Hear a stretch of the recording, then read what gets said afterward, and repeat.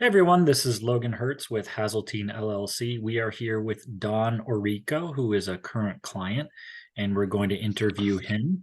Don is a philanthropist and fundraising consultant down in Tampa, Florida. He is very active and one of the leaders in the traditional Catholic community and does a lot of fundraising through his organization, the Fraternal Society of St. John, among other things. So, Don, happy to have you Yes, with us on the program. How are you thank you doing, my so. friend? I'm doing very well, Logan. Thank you so much for the honor of being able to share my story with you and talk about how I came to infinite banking. Phenomenal, phenomenal. So actually, since you brought it up, let's just start there. Hmm. Obviously, what I do, what I specialize in is the infinite banking concept. Yeah. Um, so let's just start with that. What was it that drew you to the infinite banking concept? Well, as a fellow traditional Catholic, we tend to be, especially in 2023, I think we tend to be contrarian by nature, many of us. And questioners, right? We're truth seekers. We're always seeking a higher truth, the fullness of truth, and seeking ways to obviously provide for our family in the most meaningful way, meaningful and productive way. And for me, most of my life was about essentially jumping from job to job, career to career, until I moved to Florida and basically restarted my whole career, started from the ground up. You know, I left a six-figure job working in New York City, going back to 2010, 2011, and then moved to Florida at that time and restarted my career literally at the bottom, working very remedial jobs to then get myself back up to the type of career that I wanted. And that career was in fundraising and public policy. And in that time, it took some time to rebuild those income streams. And while at the same time was getting married and then starting a family, and my wife was working at the time as a school teacher, so our incomes were not at the levels where we could even think about, or maybe we wouldn't think about infinite banking. Perhaps we should have earlier. I think we were at the time just trying to save whatever cash we could to one day own a home. And that was it. That was like our limited knowledge of what we should be doing or what we could be doing at that time, I should say. Little did I know that there are, opportunities out there to save, to be your own bank, to invest essentially. And it's through, infinite banking. And I was always very reticent about putting my money, even when I had it, when it came to have it, putting my money with mutual funds or 401ks or the supposed mainstream ways that people normally invest and save their money. Um, if we've learned anything in the past 20 years, 20, 25 years, is we can't trust a lot of institutions that claim to claim to be one thing but really aren't. And so, the banking institutions and obviously a lot of the financial investment firms and um, companies that have mutual funds, just not something that I wanted to put my money with. And frankly, many of the companies that are traded on the stock market are not companies that I would want to invest in, that I'd want my money to be using to help foster whatever it is that they do. Because I don't agree with, 98 to 99% of those companies, which makes investing and feeling secure in a some sort of that 401k model, it doesn't make it very appetizing to someone like me. So, but I always knew through my experience, one of the first things we did when we got married, backtracking here, was we took out a life insurance policy with the Knights of Columbus. And I was always very fascinated by life insurance as a tool, not just for obviously protecting your assets and protecting your family if an emergency happened or if you lost your life, but obviously as a tool for saving your money, for investing your money. And this kind of flies in the face of everything you heard, or at least I heard growing up, was life insurance should never be treated as any type of investment tool. It should be merely used for its purpose, which is life insurance, and not should not be used for any other way. Well, little did I know that many of the world's wealthiest people do use life insurance to not only protect but grow their money and ensure that their families remain wealthy for generations. Um, and so, you know, when I knew that the traditional 401k model was not for me, investing in stock market was not for me, and frankly, one of the other big attractive pieces to it was that I'm about tax avoidance. I want to keep as much money as I possibly can. I want to be able to keep the money that I earn. And one of the most effective tools in keeping the money that you earn is to use infinite banking and use life insurance as a tool for protecting your assets. The idea of leaving my money in a 401k account to then be arbitrarily taxed 20, 25, 30 years from now and be told how much money I could take out at each given time didn't didn't sit right with someone like myself, who, as I said earlier, is a bit contrarian and but also just questions, just is I think justifiably um, concerned about where government is headed and the overreach that it continues to have into our lives. And so I said, well, here's an opportunity where I could keep my money and when it comes time for distribution, for wanting to take a distribution, I don't have to answer to the government and say, um, I have to take that they say I have to take out this amount of money and I have to pay tax on it, when I've already done that, obviously. So, that's kind of the synopsis of what drew me to it, how I was interested in it. Um, but one of the other facets of this that is, I think, critical is particularly in 2023. I mentioned these other companies that you don't know, these faceless Fortune 500 companies. I want to work with people that I trust. I want to work with people that are like me. I want to work with and support people that believe like me. I want to, help grow small businesses.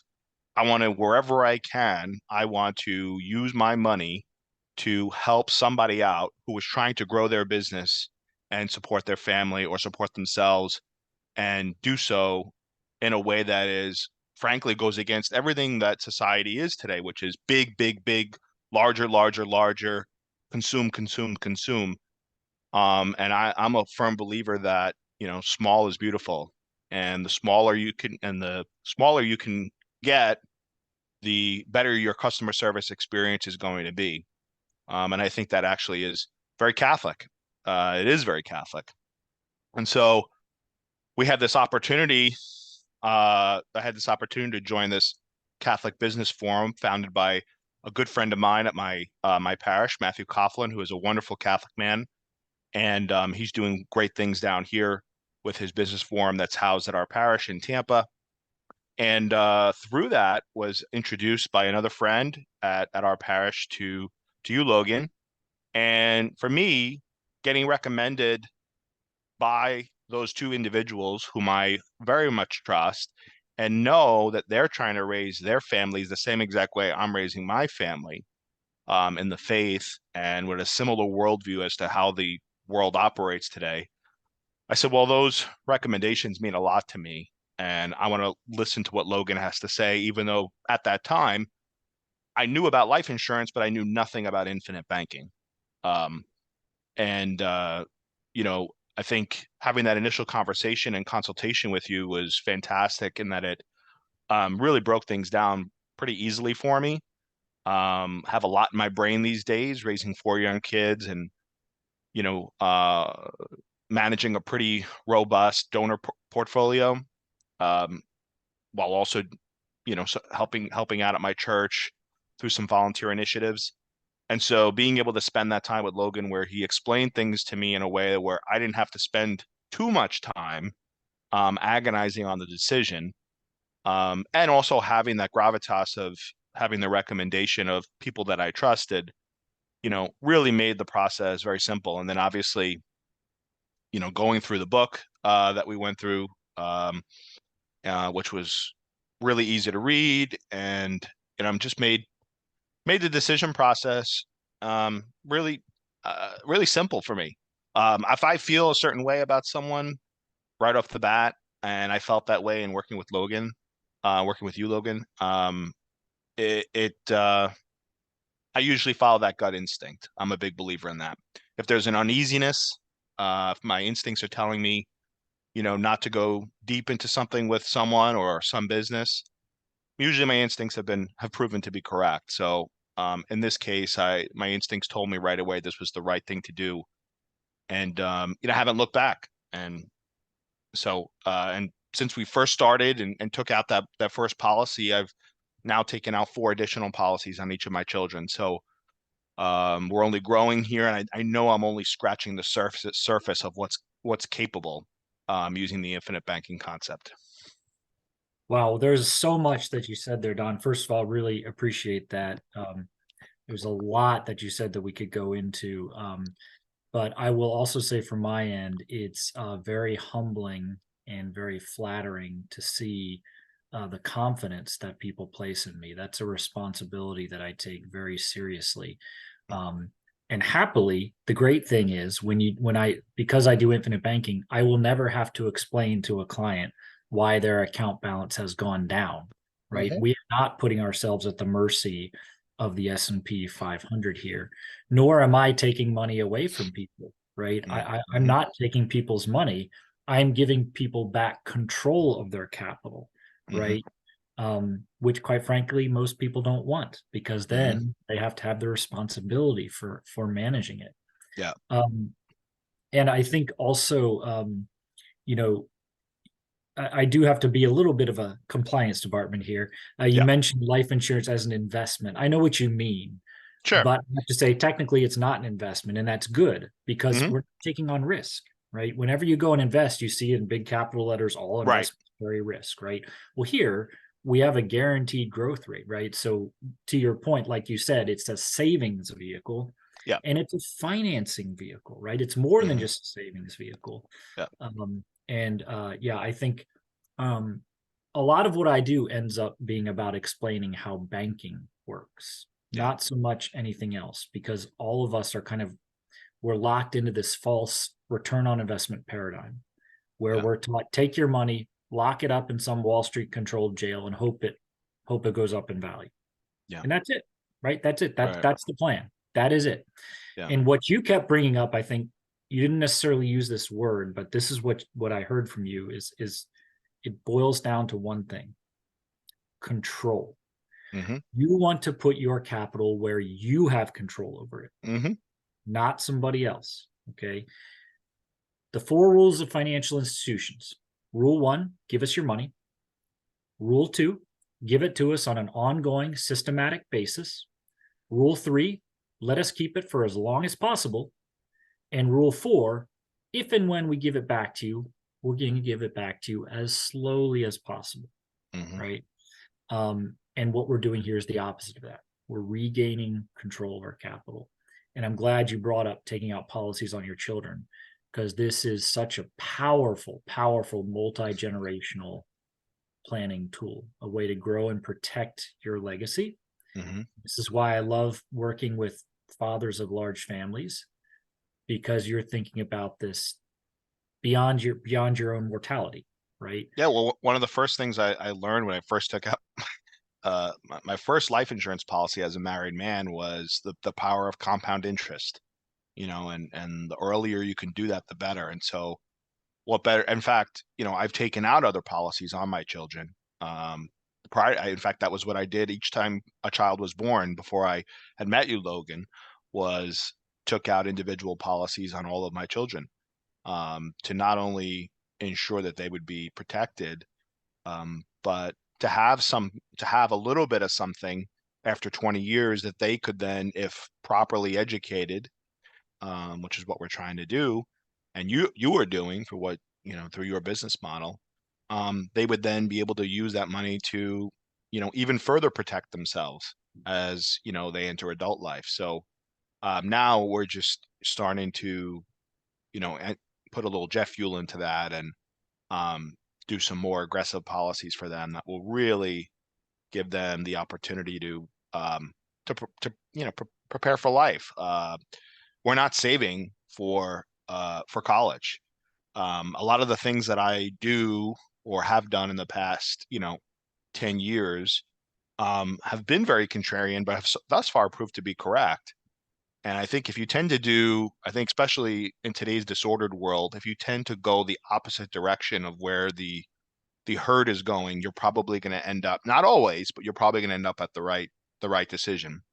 And so for me, I've done that with healthcare. We don't use traditional health insurance. We use a health sharing It's not model. traditional, Don. Don't call it traditional. There's Yeah, nothing traditional. It's not even insurance. Okay. they call it, let's just say they call it traditional. Conventional. So It's yeah, conventional. modern. I like It's that better. modern. Yeah, conventional. Right. So we don't use conventional health insurance. Why? Because health sharing is better. Yeah, and health Um, insurance is not insurance. It gives insurance a bad name, just so we're clear, right? Yeah. so I mean that was the first step for me. And I remember my wife looking at me like I had three heads when I told her we weren't going to have health insurance. And most people in the medical industry don't know how to deal with someone that's a self-paying patient.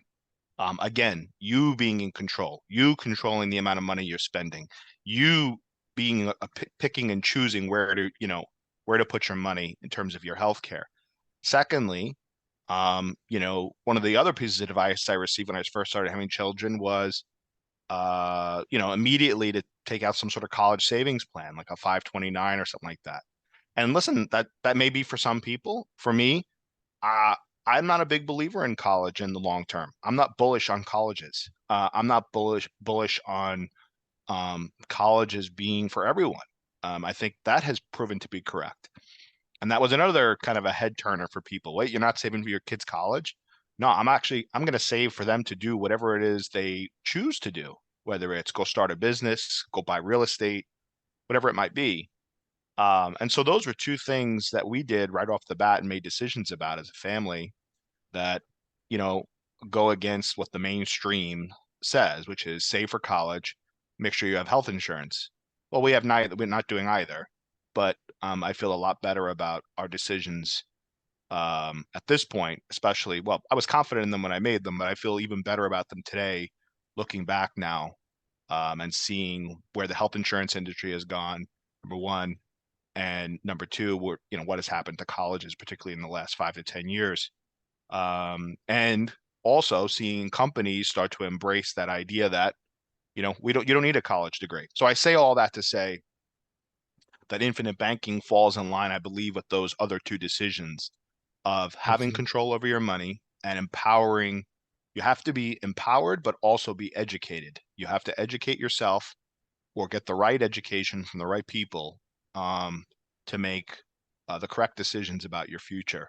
And that is not going to come from a government school. It's not going to come from a mainstream school, and it's not going to come from your mainstream financial planners and financial advisors. And so that's why it's been, I think, for me and our family, obviously, a great experience thus far working with you and just being a part of this whole infinite banking world. That's phenomenal, Don. I really appreciate the trust that you've placed in me, and it's an honor to serve good, faithful, traditional Catholic fathers and husbands like yourselves.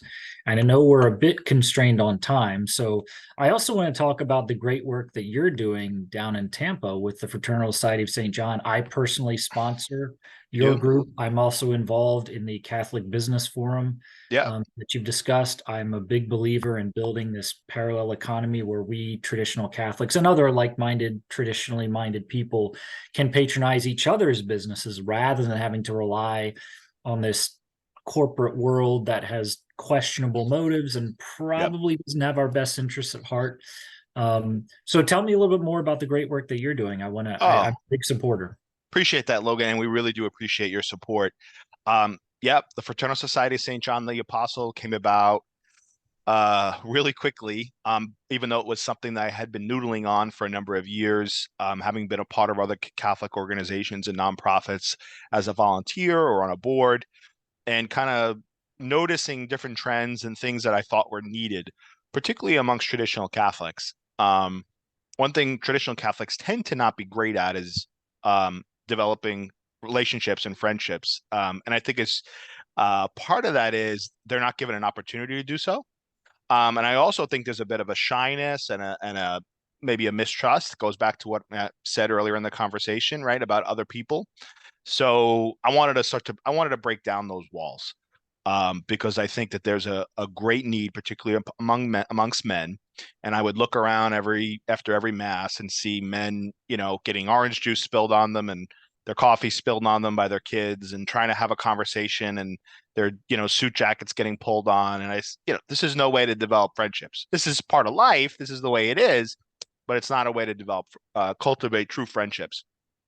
And so, and I also wanted to show the rest of our community how great the men were in our parish. Um, these are not the men that are caricatured by mainstream media, really not even mainstream media, Catholic media, and by a lot of bishops and priests. I think the mainstream media actually gives traditional Catholics a fairer shake than Catholic media does, and I think a lot of bishops and priests do. And so, we happen to be in a diocese where our parish has been well protected, and supported. And we have a fantastic pastor, Father Edwin Palka. And he kind of just gave us the green light and said, go for it. And so what we're going to start by doing is doing these quarterly events. And as one of the other things that I had noticed living in Florida was, as an Italian American growing up in New York City, one of the things I missed was a lot of the culture, a lot of the food culture, but just culture in general, which Florida tends to lack. And I said, I want to introduce true culture, true Catholic culture. And there's nothing more Catholic, in terms of culture, than feast day celebration. I mean, this is what medieval Europe was all about. There were more feast day celebrations than work days, throughout medieval Europe. And each town had their own patron saint, and guilds would have their own festivals and masses associated with that. And I wanted to bring that back in some way. And so each event is themed. So we have our next event coming up next month, Martinmas. We're going to be celebrating it on Thursday, November 9th. We have Canon Matthew Tallarico and Canon Aaron Huberfeld of the Institute of Christ the King Sovereign Priest will be joining us for that celebration. We start the evening with Vespers, benediction, and confession. Then the men process in from the church into the social hall, where we do a catered meal. So this being Martinmas, which has a lot of German traditions around it, even though it's celebrated all over the world, or has been. We provide a German meal, some German beer, and hear from Canon Tellerico and Canon Huberfeld, who will be giving a presenting talk. We'll also be auctioning off some items that get donated to us. We actually do a rosary auction. So where if you want to bid on items, you have to bid decades of the rosary. We actually just started that at our last event and was highly successful. I think we had something like 5,000 decades of the rosary that were donated, for items, and praying for the intentions of the church, and praying for our parish and all of our supporters and all of the people that go to Epiphany, and the whole Diocese of St. Pete, and our bishops. And so, that was highly worth it. And so, yes, and then the night concludes with a bonfire rosary outside, cigars, and some libations and dessert. And so far, we're coming up on our fifth event. We did our first last year for Martinmas with Father Shannon Collins, who's a wonderful priest. This year we celebrated Mardi Gras with Mike Church. We celebrated the Feast of St. Joseph the Worker on May 1st. And then we did, most recently celebrated San Gennaro, which is obviously has a great history going back to New York, where I'm from, and Naples, Italy. We celebrated that with Father Richard Trappola, and it was a wonderful, wonderful evening. We obviously did that with an Italian meal. So we do these quarterly events. In addition to the quarterly events, we host a pontifical mass at our parish each year. In the past 2 years, we've brought in Cardinal Burke and Bishop Schneider to celebrate pontifical masses. We do get a lot of heat from the women because our events are men only, men and boys only. And so we try to give back to the parish. And I think by bringing in Cardinal Burke and Bishop Schneider, we've done that, and we'll do the same next year. We sponsor one parish mission a year. So that will be happening after our Martinmas celebration. Canon Tallarico and Canon Huberfeld will stick around from November 11th to the 16th and do a parish mission on the spirituality of St. Francis de Sales. We are also planning for 2024, our first procession. We'll talk about, Catholic culture. There is nothing more Catholic than having a procession out in the streets. And again, something sorely lacking in the state of Florida, where there's just not that type of history and tradition. And we wanted to bring that here.